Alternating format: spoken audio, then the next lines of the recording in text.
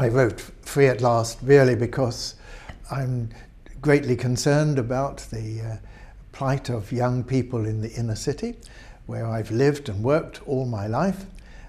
I was in Tottenham way back in the 1960s, and then moved into the East End of London, and finally ended up in Brixton in South London. So I've been around in inner city areas of London all my life.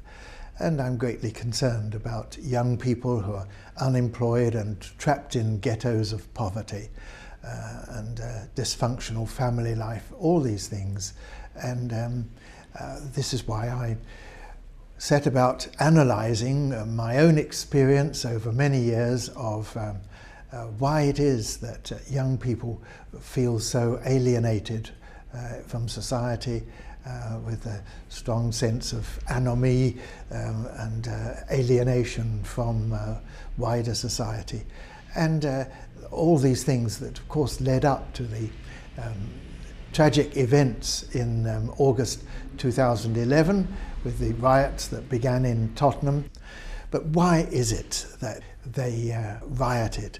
And the thing that I have analysed, and I've spoken about in the book, is that there is a legacy of slavery there. It's a legacy of colonial slavery and a legacy of white slavery. Colonial slavery, of course, goes back over 200 years in the Caribbean, and white slavery goes back a similar sort of time, back to the Industrial Revolution in Britain.